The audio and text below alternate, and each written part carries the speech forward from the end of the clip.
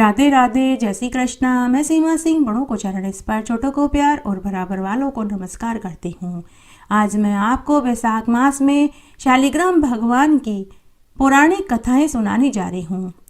वैशाख मास में शालिग्राम भगवान की पूजा करने, कथा सुनने से बहुत पुण्य फल मिलता है। आइए अब हम शालिग्राम भगवान की पौराणिक कथाएं सुनते हैं। आइए अब हम शालिग्राम भगवान की पहली कहानी सुनते हैं। एक बार बहुत छोटा सा गांव था। उस गांव में यादव जाति का एक परिवार था। उन यादव परिवार का एक लड़का था जो गांव के जमींदारों की गायें जंगल में चराने जाया करता था। बदले में जो ग्वाली मिलती थी वही उनकी आजीविका का साधन था। तब एक बार की बात है, वैशाख मास में एक सन्यासी उनके गांव में आया। उनके गांव में भगवान विष्णु का एक छोटा सा मंदिर था। वह सन्यासी रोज वन में तालाब पर स्नान करता, वहीं सूर्य भगवान को अर्घ्य देता और वहीं एक पेड़ के नीचे बैठकर अपने शालिग्राम भगवान को रख कर पूजा पाठ करता। संध्या वंदन करके वह विष्णु भगवान के मंदिर में जाकर कंद मूल फल खाकर सो जाता था। उस सन्यासी को ऐसा करते हुए वह ग्वाला रोज देखने लगा। उत्सुकतावश वह ग्वाला सन्यासी की सेवा करने लगा। जब सन्यासी तालाब में स्नान करता तो वह ग्वाला उनके कपड़ों को धोकर पेड़ पर सुखा देता। फिर उन्हें शालिग्राम भगवान की पूजा पाठ करते हुए देखता तो वह उनके लिए फूल ला कर के देने लगा। जब कपड़े सूख जाते तो समेट कर सन्यासी को देता और वन में से कंद मूल फल तोड़ कर लाकर सन्यासी को देता। इस तरह पूरे वैशाख मास में वह ग्वाला साधु की सेवा करता रहा। जब वैशाख मास की पूर्णिमा तिथि आई तो वह साधु उस स्थान से अन्यत्र जाने लगा तो वह ग्वाला उदास होकर बैठ गया। साधु ने ग्वाले से पूछा कि पुत्र, तूने पूरे वैशाख मास में मेरी सेवा करी है। पुत्र, तुम मांगो, तुम्हें क्या चाहिए, मैं तुम्हें देना चाहता हूँ। तो वह ग्वाला बोला कि हे महाराज, अगर आप मुझे कुछ देना चाहते हैं तो अपने इस शालिग्राम भगवान को मुझे दे दीजिए। मैं भी इनकी सेवा पूजा करना चाहता हूँ। ऐसा सुनते ही साधु ग्वाले से बोला कि पुत्र, तुम शालिग्राम भगवान को छोड़कर अन्य कुछ भी मांग लो, धन दौलत पैसा, मैं सब देने को तैयार हूँ, लेकिन मैं अपने प्रभु के बिना जीवित नहीं रह सकता। अगर तुम्हें मैंने प्रभु को दे दिया तो मेरे प्राण निकल जाएंगे। लेकिन ग्वाले ने भी जिद पकड़ ली कि अगर आप देना चाहते हैं तो शालिग्राम भगवान ही दीजिए, अन्यथा मुझे कुछ नहीं चाहिए। इस तरह उनकी बातचीत बढ़ गई। देखते ही देखते वहां उस ग्वाले के माता पिता, सरपंच और सभी गांव वाले एकत्र हो गए। तब गांव के सरपंच ने साधु से कहा कि हे साधु महाराज, ये बच्चा है, आप इस बच्चे की बात मानकर अपने शालिग्राम भगवान को क्यों नहीं दे देते। तब साधु ने देखा कि पूरा गांव और बच्चे के माता पिता, सरपंच सभी देख रहे हैं, तो साधु थोड़ी देर के लिए कुछ सोचने लगा और फिर बोला कि ठीक है, कल यहीं तालाब पर पूजा आदि से निवृत्त होकर मैं तुम्हें शालिग्राम भगवान दे दूंगा। दूसरे दिन उस साधु ने जंगल में से एक काले पत्थर को ढूंढा जो कुछ शालिग्राम भगवान जैसे ही दिखाई दे रहे थे। उसने उन्हें एक सिंहासन पर बैठाया और सुंदर सुंदर वस्त्र व आभूषणों से सजाया और उसी तालाब पर पहुंच गया। वहीं पर वह ग्वाला, उसके माता पिता, गांव वाले और सरपंच भी पहुंच गया।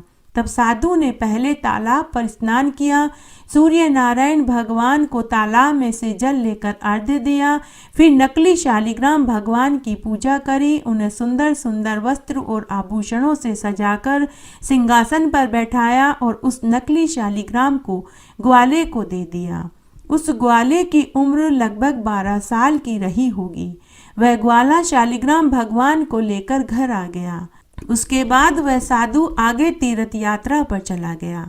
साधु ने जाने से पहले ग्वाले से कहा कि पुत्र, तू रोज स्नान करके भगवान शालिग्राम को स्नान कराना, फिर भोजन खिलाना, उसके बाद ही तुम भोजन करना। ग्वाले ने ऐसा ही किया। उसने स्नान किया, फिर उसके बाद उसने शालिग्राम भगवान को स्नान कराया, सुंदर सुंदर वस्त्र पहनाए और उनके सामने भोजन की थाली रखकर बैठ गया और बोला कि हे शालिग्राम भगवान, आप भोजन कर लीजिए। लेकिन शालिग्राम भगवान ने भोजन नहीं किया। जब शालिग्राम भगवान ने भोजन नहीं किया तो उस ग्वाले ने भी भोजन नहीं किया। इस तरह 7 दिन निकल गए। शालिग्राम भगवान भोजन खाते नहीं तो ग्वाले ने भी भोजन नहीं किया। ग्वाला भूख प्यास से बेहाल एक दिन जंगल में गिर पड़ा। गायें तो शाम होने तक अपने अपने घरों में अपने अपने मालिकों के पहुंच गई, लेकिन ग्वाला घर नहीं पहुंचा। तो उसके माता पिता उसे ढूंढते ढूंढते वन में पहुंचे। उन्होंने देखा कि उनका बेटा वन में बेहोश पड़ा है। उस ग्वाले के माता पिता लोगों की मदद से अपने पुत्र को घर लाए और वेद जी को दिखाया। वेद जी ने कहा कि आपका बेटा कई दिनों से भूखा प्यासा है, इसीलिए बेहोश हो गया। आप इसे भोजन कराइए, यह ठीक हो जाएगा। इसे अन्य और कोई बीमारी नहीं है। वेद जी ऐसा कहकर चले गए। उसके माता पिता को महान आश्चर्य हुआ कि वे रोज अपने पुत्र को 4 रोटी पोटली में बांध करके देते थे, फिर ये रोटी खाता क्यों नहीं था। जब ग्वाले को होश आया तो माता पिता ने उससे इसका कारण पूछा। तो ग्वाला बोला कि माँ बाबा, सन्यासी साधु महाराज ने कहा था कि पहले शालिग्राम भगवान को भोजन कराना, उसके बाद ही तू भोजन करना। माँ बाबा, मैं शालिग्राम भगवान को रोज 2 रोटी थाली में परोस कर देता था, लेकिन उन्होंने भोजन ही नहीं किया, तो फिर मैं कैसे भोजन कर सकता हूँ। जैसे ग्वाला भोला था, उसके माता पिता भी भोले भाले थे। तो वो भी बोले कि पुत्र, अब तुम अकेले क्यों भूखे रहोगे। हम भी जब तक तुम्हारे शालिग्राम भगवान भोजन नहीं करेंगे, हम भी भोजन ग्रहण नहीं करेंगे। इस तरह ग्वाले के साथ उसके माता पिता ने भी अन्न जल त्याग दिया। तब बैकुंठ में बैठे भगवान शालिग्राम को उनके ऊपर दया आ गई। भगवान सोचने लगे कि ग्वाले के साथ उसके माता पिता भी भोले हैं। अगर आज मैं इनका सत नहीं रखूंगा तो कलयुग में मुझे कौन पूजेगा। अगर ये भोजन नहीं करेंगे तो इनकी मृत्यु का पाप मेरे सिर ही लगेगा। तब बैकुंठ में बैठे भगवान शालिग्राम उनके घर प्रकट हो गए और भोजन खाना पड़ा। भगवान शालिग्राम उनके साफ सच्चे मन से प्रभावित हो गए। अब शालिग्राम भगवान रोज सुबह शाम उनके यहाँ भोजन करने के लिए जाने लगे और दिन में ग्वाले के साथ उसकी गायें भी चराने जाते। इस तरह कई बरस बीत गए। तब एक बार वह साधु उसी गांव में दोबारा आया। साधु का मन हुआ कि मुझे उस ग्वाले से मिलना चाहिए जिसे मैंने नकली शालिग्राम भगवान दिया था। साधु उसी वन में तालाब के पास पहुंचा तो उसे वही ग्वाला दिखाई दिया। साधु ने ग्वाले से पूछा कि अरे पुत्र, तुमने मुझे पहचाना या नहीं। ग्वाले ने साधु के चरण छुए और बोला कि हे महाराज, आपकी ही कृपा से तो रोज मुझे शालिग्राम भगवान के दर्शन होते हैं। मैं आपको भला कैसे भूल सकता हूँ। साधु ग्वाले से बोला कि अरे मूर्ख बालक, मेरे प्रभु ने मुझे आज तक दर्शन नहीं दिए, तुझ अज्ञानी को कहाँ से देंगे। तो वह ग्वाला बोला कि अरे साधु महाराज, अभी मैं आपको दर्शन कराए देता हूँ। वो देखिए, बड़ के पेड़ के नीचे छोटी सी मुरलिया लिए हुए, पीताम्बर ओढ़े हुए, घुंघराले बाल वाले जो वो बैठे हैं, वही तो शालिग्राम भगवान हैं। लेकिन साधु को शालिग्राम भगवान कहीं दिखाई नहीं दिए। साधु बार बार आंखें मलता रहा, लेकिन उन्हें कहीं भगवान दिखाई नहीं दिए। तब साधु ने उसी तालाब में डूब कर मरने का निश्चय किया। तभी वहां आकाशवाणी हुई, हे साधु, जिस दिन तेरा मन इस ग्वाले की तरह साफ और निर्मल होगा, उस दिन मैं तुझे दर्शन दूंगा। आत्महत्या करना घोर पाप है। तब साधु ने हाथ जोड़कर शालिग्राम भगवान से कहा कि हे प्रभु, मुझे माफ कर दीजिए। मैं जगह जगह तीर्थों में जाकर स्नान करता रहा, लेकिन मन नहीं साफ कर पाया। उसके बाद उस साधु ने उसी गांव में रहकर सच्चे हृदय से भगवान शालिग्राम की पूजा करने लगा। तब उस साधु का जब अंत समय आया तो भगवान शालिग्राम ने साधु को भी दर्शन दिए। शालिग्राम भगवान तो भाव के भूखे होते हैं, उन्हें दिखावा पसंद नहीं होता। हे शालिग्राम भगवान, जैसे आपने ग्वाले को और बाद में साधु को दर्शन दिए, वैसे सबको देना, कहानी कहने वाले को, सुनने वाले को और हुक्कारा भरने वाले को। घटती हो तो पूरी हो तो परवान चढ़े, भूले बिसरे नाम तेरे भंडार में भरे। आइए अब हम शालिग्राम भगवान की दूसरी कहानी सुनते हैं। एक बार बहुत छोटा सा गांव था। उस गांव में एक विधवा बुढ़िया माई अपने बेटा बहू के साथ रहती थी। उस विधवा माई के पास गाय, भैंस और बकरियां थी, जिन्हें वह रोज जंगल में चराने जाती और उनका दूध निकालती और बेचती थी। दूध बच जाता तो वह दही, छाछ, घी भी बेचती थी। उसका बेटा मजदूरी करता था। बुढ़िया माई इन सभी कामों को करने के साथ रोज भगवान शालिग्राम जी को स्नान कराती, पूजा करती और रोज सुबह शाम भोग बना करके भोग लगाती। और जब भी वह मक्खन बिलोती तो मक्खन का भोग भी भगवान शालिग्राम जी को लगाती। सुबह शाम की उसकी यही दिनचर्या थी। तब एक बार की बात है, बुढ़िया माई भादवा मास में 1 महीने के लिए 84 कोस की परिक्रमा के लिए गांव की मंडली के साथ जाने का मन बना रही थी। परंतु उसने सोचा कि बहू इतना काम कैसे कर पाएगी। गाय, भैंसों और बकरियों का दूध भी निकालना है, बेचना है, दही, छाछ, घी बेचना है, साथ ही गाय, भैंसों और बकरियों को जंगल में चराने के लिए ले जाना है। घर की रोटी, सब्जी, झाड़ू बुआरी करना है, गाय भैंसों के बाड़े की सफाई करना है, रोज गोबर पोटे उठाना है और मवेशियों को रोज स्नान कराना है। इसके अलावा रोज मेरे ठाकुर जी को स्नान कराना, पूजा पाठ करना, रोज सुबह शाम भोग लगाना, आरती करना, यह सभी काम बहू अकेले कैसे कर पाएगी। इस तरह बुढ़िया माई उदास अपने कमरे में बैठी हुई थी।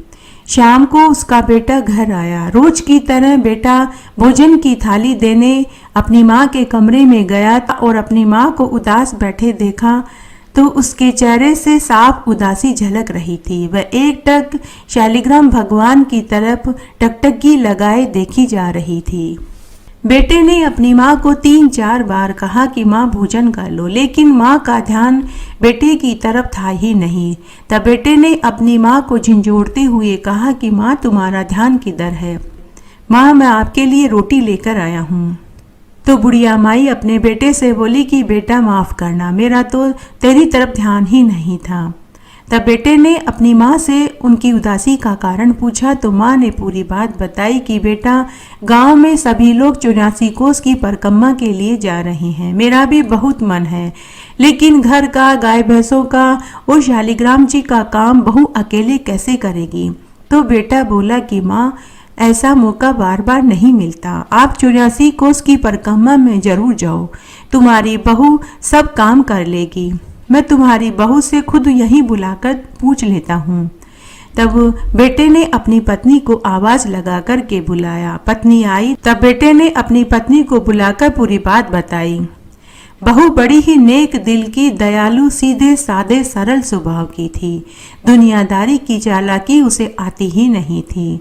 उसने अपनी सासू माँ से कहा कि माँ जी आप जरूर तीर्थ यात्रा करने के लिए जाइए, मैं आपके पीछे से सभी काम कर लूँगी। तब बुढ़िया माई ने गाय भैंसों का पूरा काम समझाया कि दूध, दही, घी बेचना है। रोज सुबह जल्दी उठकर स्नान करने के बाद मेरे शालिग्राम भगवान को स्नान कराना है, पूजा करना है, घी का दीपक जलाना है, आरती करनी है, दोनों समय भोग बना करके ठाकुर जी को भोग लगाना है। बहू ने सारा काम सासू माँ से जान लिया। तब सासू निश्चिंत होकर 1 महीने के लिए 84 कोस की परिक्रमा के लिए चली गई। दूसरे दिन बहू जल्दी उठी। स्नान आदि करने के बाद शालिग्राम भगवान को स्नान कराया, कपड़े पहनाए, पूजा करी, घी का दीपक जलाया और अगरबत्ती करके आरती करी और भोग में हलवा, पूड़ी, सब्जी बनाया। पानी का 1 लोटा उनके पास रखा और शालिग्राम भगवान से बोली कि हे भगवान आप भोजन पूरा खत्म कर लेना और पानी पी लेना, बाद में आकर मैं जूठे बर्तन ले जाऊंगी। अब मुझे घर के और भी बहुत से काम करने हैं। ऐसा कहकर बहू गाय भैंसों और बकरियों का दूध निकालकर बेचने के लिए चली गई। वापस आई तो उसने देखा कि भोजन की थाली ज्यों की त्यों रखी हुई थी। बहू ने सोचा कि शायद मेरी पूजा पाठ में कोई कमी रह गई होगी, इसीलिए ठाकुर जी ने भोजन नहीं किया, या फिर ठाकुर जी को सासू माँ की याद आ रही होगी, इसीलिए उन्होंने भोजन नहीं किया। तब थोड़ी देर के लिए बहू ने वापस आंखें बंद करी और शालिग्राम भगवान की स्तुति करने लगी कि हे ठाकुर जी, अगर मेरी पूजा में कोई त्रुटि रह गई हो तो आप मुझे माफ़ कर देना, लेकिन आप भोजन कर लो। और फिर उसने सोचा कि शायद मैंने पर्दा नहीं लगाया, इसलिए भगवान ने भोजन नहीं किया। तो वह तुरंत उठी और उसने भगवान के पर्दा लगा दिया और बोली कि ठाकुर जी, अब आप भोजन कर लीजिए, आपको कोई नहीं देखेगा, मैं थोड़ी देर में फिर आती हूँ। और फिर से वह घर के काम में लग गई। जब घर का काम खत्म हो गया तो फिर से वह देखने के लिए आई। पर्दा हटाया तो देखा कि भोजन की थाली जो की त्यों रखी हुई थी। उसने कहा कि ठाकुर जी, अगर आप भोजन नहीं करेंगे तो मैं भी भोजन नहीं करूंगी, क्योंकि मेरी सास तो 1 महीने के बाद ही घर आएगी। अगर आपको मेरी सासू माँ की याद आ रही है तो आप चिंता मत कीजिए, 1 महीने के बाद सासू माँ वापस घर आ जाएगी, फिर वही आपकी सेवा पानी और पूजा करेगी और वही आपको भोजन परोसेगी। अभी आप भोजन कर लीजिए। अगर आप इस तरह से 1 महीने तक भोजन नहीं खाएंगे तो आप दुबले पतले कमजोर हो जाओगे और मेरी सास मुझसे नाराज हो जाएगी। अगर आप भोजन नहीं खाएंगे तो मैं भी भोजन नहीं करूंगी। बैकुंठ में बैठे ठाकुर जी यह सब देख और सुन रहे थे। वे सोचने लगे कि बुढ़िया की बहू तो बड़ी ही सीधे मन की है। अगर यह भी 1 महीने तक भोजन नहीं खाएगी तो जीव हत्या का पाप मेरे सिर पर लगेगा। मेरी वजह से इसने भी भोजन नहीं खाया है। तब भगवान शालिग्राम ने बालक रूप बनाया, छोटे छोटे पांव, छोटे छोटे हाथ, पीले रंग का धोती कुर्ता पहने हुए, हाथ और पांव में चांदी के कड़ुले, गले में सोने का कंठा, हाथ में छोटी सी लकड़ी लेकर वहां प्रकट हो गए और उन्होंने पूरा भोजन खा लिया और पानी पी लिया। और बुढ़िया की बहू से शालिग्राम भगवान बोले कि बेटी, मैंने पूरा भोजन खा लिया है, अब तुम भी भोजन खा लो, और अब मैं तुम्हारी गाय भैंसों और बकरियों को जंगल में चरा कर लाता हूँ और शाम को ही घर लौटूंगा।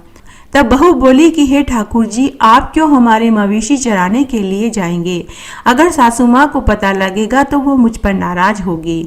तब शालिग्राम भगवान बोले कि बेटी, पूरा दिन तो मेरा भी यहाँ मन नहीं लगेगा, इस तरह से मैं तुम्हारी बकरियां चराऊंगा तो मेरा भी दिन कट जाएगा।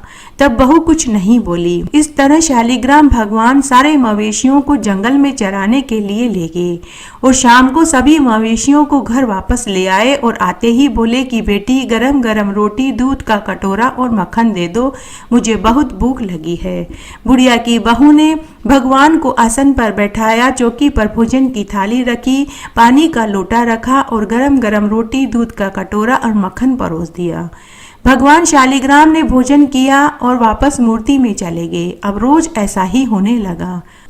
1 महीने के बाद बुढ़िया माई तीर्थ यात्रा करके वापस घर लौट आई। घर आते ही सबसे पहले वह अपने शालिग्राम भगवान के दर्शन करने के लिए मंदिर में गई तो वहां उसे शालिग्राम भगवान की मूर्ति दिखाई नहीं दी।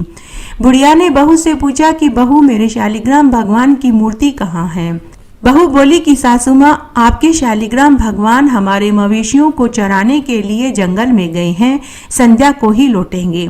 ऐसा सुनते ही बुढ़िया माई का सिर चकराने लगा और बोली कि कहीं ठाकुर जी की मूर्ति में से भी भगवान निकल कर आते हैं और वो हमारे मवेशियों को चराएंगे। बहू, तुम झूठ बोल रही हो, तुमने मेरे ठाकुर जी की मूर्ति को कहीं रख दिया है या फिर कहीं फेंक दिया है। बहू, सच सच बताओ, मेरे शालिग्राम भगवान कहाँ हैं? तरह सास बहू को जोर जोर से डांटने लगी।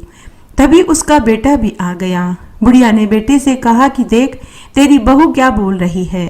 तेरे कहने से ही घर का और शालिग्राम भगवान की जिम्मेदारी तेरी पत्नी को सौंपी थी। अब तू ही इससे पूछ कि मेरे शालिग्राम भगवान की मूर्ति कहाँ है।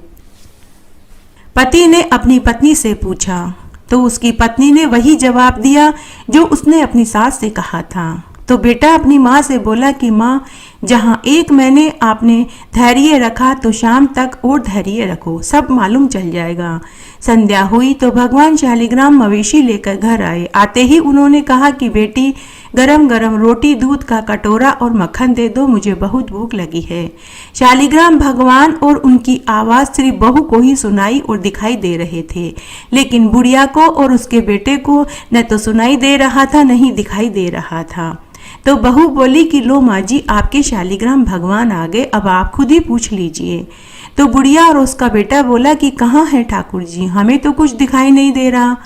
बहू बोली कि हे ठाकुर जी, जैसे आपने मुझे दर्शन दिए वैसे आप मेरे सास और पति को भी दर्शन दीजिए, नहीं तो ये मुझे झूठा समझेंगे। तभी बुढ़िया और उसके बेटे को भी भगवान के दर्शन हुए। दोनों भगवान के चरणों में गिर पड़े। बुढ़िया माई रोती रोती बोली कि हे ठाकुर जी, मैंने पूरी उम्र आपकी पूजा करी, आपकी सेवा करी, आपने कभी मुझे दर्शन नहीं दिए। मेरी बहू ने 1 महीने आपकी क्या पूजा करी कि आपने उसे दर्शन भी दिए और उसका भोग भी स्वीकार किया। तो शालिग्राम भगवान बुढ़िया माई से बोले कि अरे बुढ़िया, तूने मुझे मात्र पत्थर की मूर्ति समझा, लेकिन तेरी बहू ने मुझे एक जीव आत्मा समझा, इसीलिए मैंने उसे दर्शन दिए। तब बुढ़िया माई ने अपनी गलती स्वीकार करी। शालिग्राम भगवान ने जाते जाते बुढ़िया माई के घर को ठोकर मारा, जिससे उनका घर सुंदर मकान में बदल गया और अन्न धन के ढेर लग गए। हे शालिग्राम भगवान, जैसे आपने बुढ़िया की बहू को दर्शन दिए, उसका भोग स्वीकार किया, वैसे हमें भी दर्शन देना और हमारे भोग को भी स्वीकार करना। घटती हो तो पूरी हो तो परवान चढ़े, भूले बिसरे नाम तेरे भंडार में भरे। भगवान के प्रिय भक्त धन्ना भगत की कथा सुनते हैं। एक बार एक गांव था। उस गांव के बाहर कच्चे तालाब के किनारे एक ठाकुर द्वार था, जिसमें बहुत सी ठाकुर जी की मूर्तियां रखी हुई थी। लोग प्रतिदिन वहां आते और माथा टेकते और भेंट चढ़ाते थे। उसी गांव में एक जाट परिवार था। उनके बच्चे का नाम धन्ना था। धन्ना रोज पंडित जी को ठाकुर जी की पूजा करते हुए, स्नान करते हुए और घंटियां खड़काते हुए देखता था। अल्प बुद्धि होने के कारण वह समझ नहीं पाता। एक दिन उसने पंडित जी से पूछा कि आप मूर्तियों के आगे बैठकर के क्या करते हैं। पंडित जी ने धन्ना से कहा कि मैं ठाकुर जी की सेवा करता हूँ। ठाकुर जी की सेवा करने से मनोकामनाएं पूरी होती है। तब एक दिन उसे ख्याल आया कि ठाकुर जी को पूजा से खुश करके यदि सब कुछ हासिल किया जा सकता है तो मुझे भी कुछ उपाय करना चाहिए, जिससे कि मेरे घर की गरीबी दूर हो जाए और हमें भी सुख प्राप्त हो। ऐसा सोचकर वह पंडित जी के पास गया। धन्ना ने पंडित जी से कहा कि आप मुझे एक ठाकुर जी दे दीजिए, मैं भी इनकी सेवा करूंगा ताकि मेरी भी मनोकामना पूरी हो। पहले तो पंडित जी ने ठाकुर जी देने से इनकार कर दिया। पंडित जी ने धन्ना से कहा कि तुम ठाकुर जी की पूजा ठीक तरह से नहीं कर पाओगे। एक तो तुम छोटे बच्चे हो, दूसरा तुम अनपढ़ हो, तीसरा ठाकुर जी मंदिर के बिना कहीं नहीं रहते और नहीं ये तुम्हारे साथ रहकर प्रसन्न रहेंगे, इसलिए तुम जिद मत करो। तुम एक किसान के बेटे हो, तुम खेतों की रखवाली करो, गाय भैंसे चराओ। ब्राह्मण का धर्म है पूजा पाठ करना और जाट का धर्म है जमीन में अनाज पैदा करना। परंतु वह धन्ना टस से मस नहीं हुआ। बच्चे की जिद के आगे पंडित जी को हार माननी ही पड़ी। तब पंडित जी ने बच्चे से छुटकारा पाने के लिए एक पत्थर को कपड़े में लपेटकर दे दिया और पूजा पाठ की विधि बता दी। घर आकर धन्ना ने पत्थर को ठाकुर समझकर स्नान कराया। एक थाली में बाजरे की रोटी, मक्खन और लस्सी का लोटा लेकर बैठ गया। भोग लगाने के लिए कहने लगा। उसने ठाकुर जी के आगे बैठकर मिन्नतें करी और भगवान से प्रार्थना करने लगा कि हे प्रभु, मेरे भोग को स्वीकार कीजिए। मुझ गरीब के पास बाजरे की रोटी, माखन और लस्सी के अलावा कुछ नहीं है। और वह हाथ जोड़कर आंखें बंद करके ठाकुर जी के सामने बैठ गया। अब भला पत्थर भोजन कैसे करे? पंडित जी तो भोग का बहाना बनाकर लोगों से सामग्री हड़पते थे, परंतु एक छोटे से बच्चे को इस बात का कहाँ ज्ञान। तभी उसने आंखें खोल कर के देखी तो ठाकुर जी ने अभी तक भी भोग स्वीकार नहीं किया था। वह व्याकुल हो गया। वह हाथ जोड़कर ठाकुर जी से कहने लगा कि हे प्रभु, क्या आप एक जाट का भोजन स्वीकार नहीं करेंगे? यदि आज आपने भोजन नहीं खाया तो मैं भी भोजन नहीं खाऊंगा, चाहे भूख से मेरी मृत्यु ही क्यों न हो जाए। प्रभु जानते थे कि यह मेरा निर्मल भक्त है, छल कपट इसे आता नहीं। तभी भगवान वहां प्रकट हो गए और श्री कृष्ण रूप में आकर धन्ना के भोग को स्वीकार कर लिया। भोजन खाकर प्रभु धन्ना से बोले कि हे पुत्र, मांग तुझे क्या चाहिए, मैं तेरी सेवा पूजा से प्रसन्न हुआ। तो धन्ना भगवान से कहने लगा कि हे प्रभु, जो भी आपकी भक्ति करे आप उनके कार्य संवार देना। मुझे गेहूं, दाल और घी देना, जूते, कपड़े, साथ में अनाज, गाय भैंस और सवारी के लिए घोड़ी देना, और घर की देखभाल के लिए मुझे सुंदर नारी देना।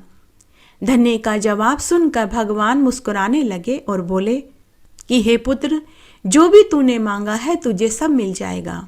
प्रभु बोले कि पुत्र और कुछ हो तो वो भी मांग ले। तो धन्ना ने कहा कि हे प्रभु, जब भी मैं आपको याद करूं आप मुझे दर्शन दीजिएगा, बस मुझे यही चाहिए और कुछ नहीं चाहिए। भगवान ने उसे तथास्तु कहा और अंतर्ध्यान हो गए। उसके बाद धन्ना हाथ जोड़कर आंखें बंद करके बैठ गया। थोड़ी देर के बाद जब उसने आंखें खोली तो पुनः वहां पत्थर के शालिग्राम पड़े थे और थाली में थोड़ा सा भोजन और लोटे में थोड़ी सी लस्सी रखी हुई थी।